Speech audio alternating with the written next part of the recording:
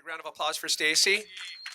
So let's see a show of hands. Who made it to last night's showing? It's a new film of Stacy's about the Afghanistan skiers. Anyone? Okay, I see a couple. It's a film that's in the works, right? Still malleable stage, right? Yeah, it's a malleable stage, and talking to Ben, and just thanks everybody for coming here. I was talking to Shannon earlier, who was making some popcorn, and so I'm gonna cry. Veterans Day is a really hard day, but one of the things and then just like crying through all these films. But yeah, like thank you to Coast and Ben and the whole Warner family and you, Pat, and it's a really special place to come to Coast and just to kind of be able to feel like you can completely fall apart, and Mark and all these other people and just be a mess in the best possible way. And so thanks for letting me come up and cry in front of all these beautiful people. Thank you, Stacy. And a little backstory. Stacy, a veteran turned, I'm going to say veteran filmmaker now, because you're really starting to stack up the IMDb's. Maybe you could share a little bit before we get into kind of talking about the connection of so many of these films, but the cathartic, the impetus and the process for you to become a filmmaker, to go through what you went through as a veteran, and then to find solace in the storytelling and filmmaking process. Yeah, thanks, Pat. So it's funny because I think only one of my films is registered on IMDb because we did it with Vice. Ben introduced me the other day as an up-and-coming filmmaker, which is really nice to hear at the age of 44 that I'm still up-and-coming. But I didn't start my outdoor career really until I was in my mid 30s. So, but I came home. I was in the military.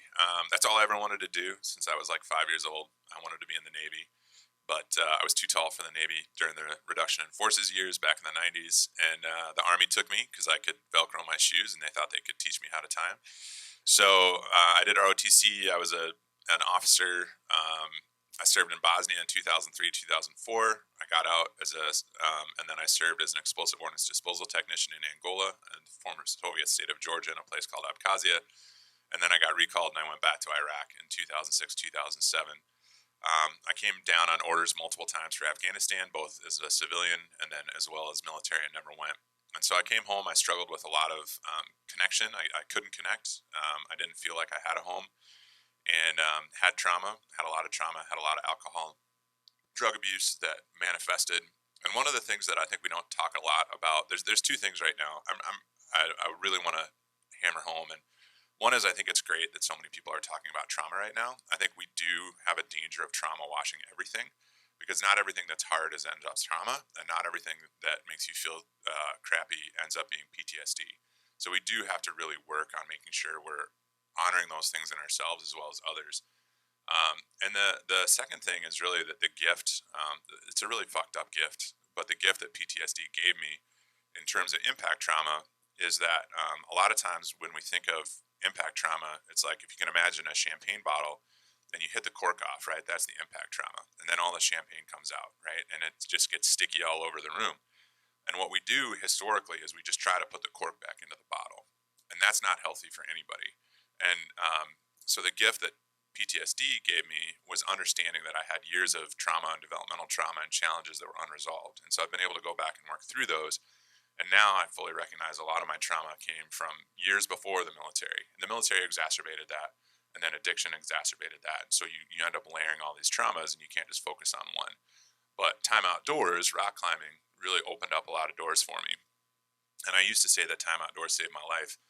And I still believe that, but the reason Time Outdoors saved my life is because of the people I met through Time Outdoors and the challenges that they asked me to take and think about differently. And it's that level of curiosity that's so powerful that you find in the outdoors, right? Because you have these experiences of awe, and then you're willing to connect with folks. And so it's even like, we were talking about this earlier, like I feel like Pat's one of my close friends, and that's just because we talk about really intimate things in front of hundreds of people. And that's okay. Okay. But we haven't and we're always talking about, what should we do next? And we dance together. Yeah. We do dance. He's too tall to dip. I found that out last night. I can't Pat wouldn't let me lead, so.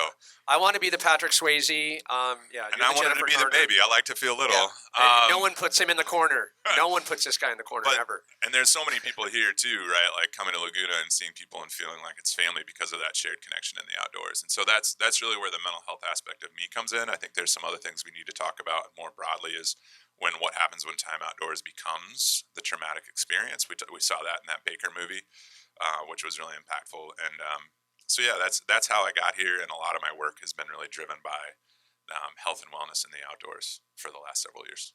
I want to point out one of the films, Rocco Up. I've had the joy of I've got godson in Montauk, and I've watched that whole kind of story unfold, and it's really cool. But it brings up the conversation of when you're dealt with a blow, whether it be an amputation or you're diagnosed with severe autism.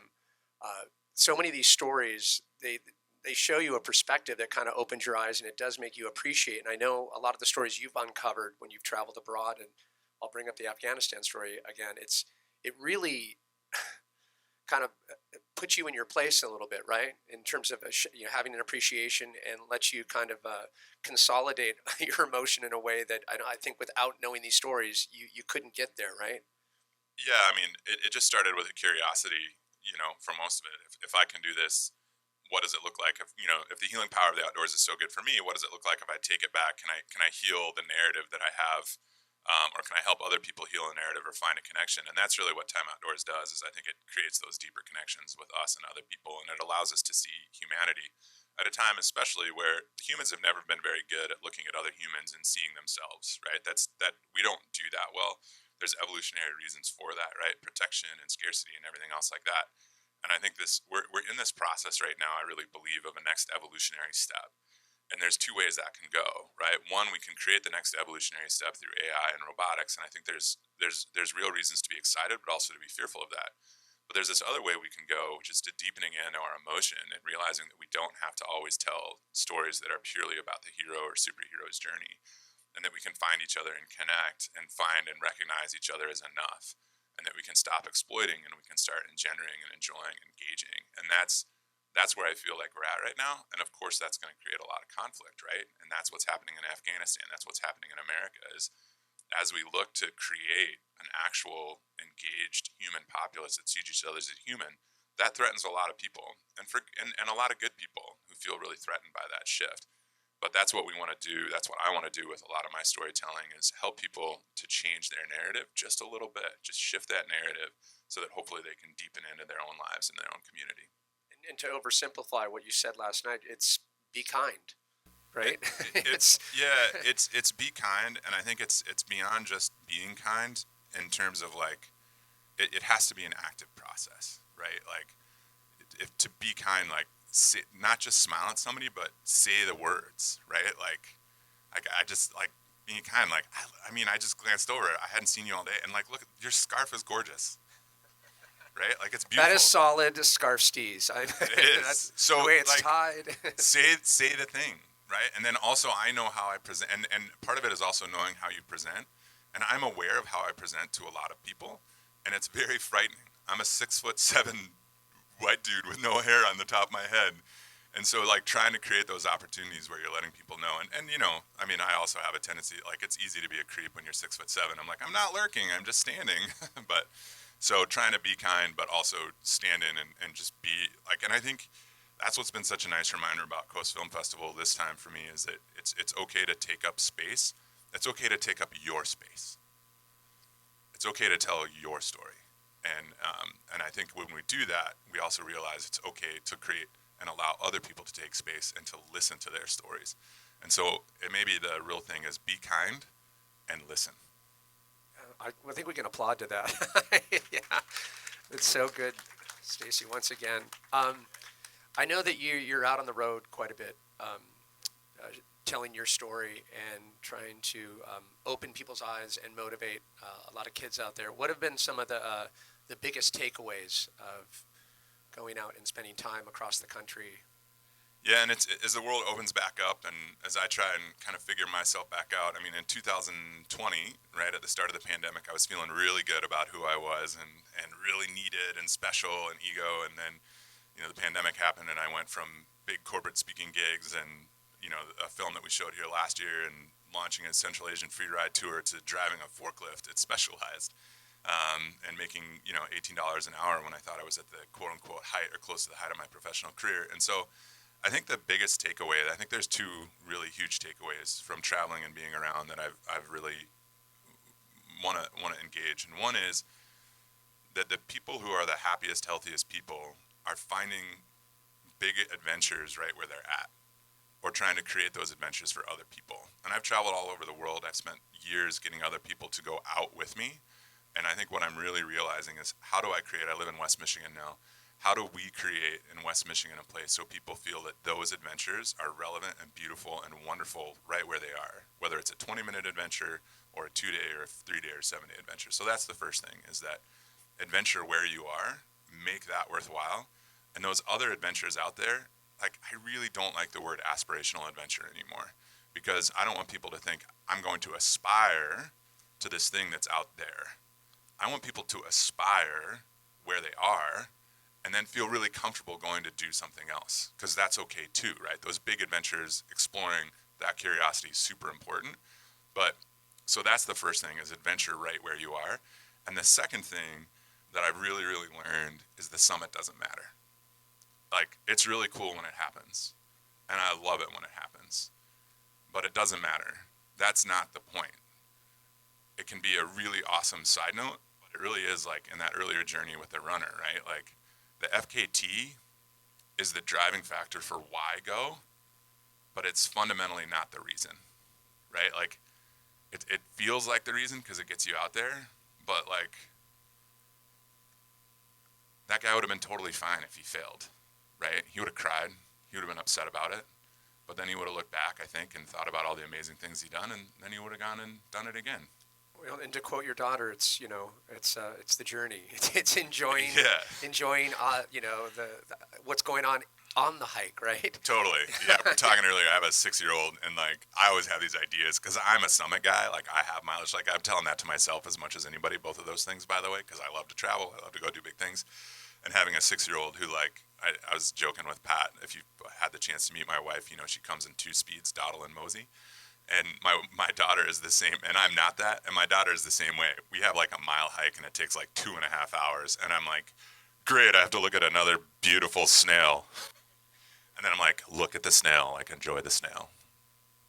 That's perspective, right? Perspective. Totally. Okay. Can I ask you, I know you have to mosey on out, have to leave the Coast Film Fest a little early, and that makes us sad, but we touched on it a little bit last night, but what's, looking into 2023, I know you're going to do the finishing touches on this, but anything we can look forward to? I know you're not even done with that film. No. But Yeah, I mean, that film, we shot it in 2019 in Afghanistan. It's such a beautiful film. There's a lot of projects that want to come out of that. I have about half a dozen projects that I'm always kind of working on in my head. Adventure Not War has 3 projects left. So Adventure Not War started in 2015, Angola with Alex Honnold, 2017. Skiing in Iraq, which we showed here, 2019 Afghanistan, those next 3 projects. So I think what you can expect, asking for help finding sponsors, but Bosnia. We have Bosnia next.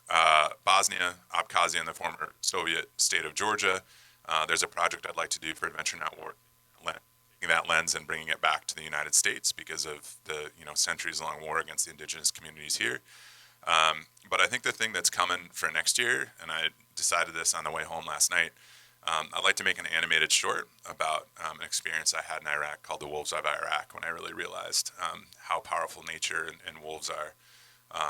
And I recognized, because so many times, right, like, the summit in Iraq is what that movie is about, if you look up Adventure Not War, but the most profound moments we often don't capture by film. And so I'd like to take some of those moments and find the right illustrator and turn that into an animated short. So that's going to be my goal, to finish that to start and finish that. And so maybe we can premiere it next year at Coast. Please do, because, God knows you have your finger on the pulse of the story and finding the story. For those out in the audience that weren't lucky enough to see the film last night, I know it's, like I said, working title. How can they, kind of stay involved? You really, really have to see this movie. It was beyond, touching in ways that are, like I said, I think every string was tugged. Heart, motion, mind. Are you talking about the movie or our it is- dancing? No, okay. It is a must-see film, though. So I want everyone to kind of get involved, and yeah, GoFundMe as well. Yeah. I mean, Stacy Bare is the easiest way to keep in touch over Instagram, StacyAbare. But the film will be coming out. We're hoping to debut at Sundance or South by Southwest this spring, so we want to see it there. But if you follow Adventure Not War, I haven't done a great job with social media or anything else like that. The website will be relaunching, but there's not a lot of Stacy Bears out there unless you do an image search, which I would encourage you not to do, especially at work. But other than that, yeah, just follow along and it'll be there, and follow along with Coast Film Festival because they've become a second home for me, and I know Coast will share whatever I've got, and I'll share it with them. So just follow along with Coast, and you'll be able to keep up with me. Always be careful of your search engine and your web browser history. That is Right. My last name is Serbo-Croat word for puddles, but an English word for naked. So Okay. that's why. good to know. My mom once had that problem, and I was like, Mom, it's not google.bih. Okay. Well, whether you're a trans runner, a baker, a surfer that happens to be autistic, a Paralympian, these are stories that need to be told and need to be seen. So, Stacy, we thank you for Yeah. sharing your stories, and happy Veterans Day. Thanks. Yeah. And the last thing I'd share is that I love all the gratitude that people share with me on a daily basis, especially around my veteran status. But one of the things that makes it so easy is that you all. So as a veteran, thank you for making this country worthwhile to come home to. Stacy Bare, everybody.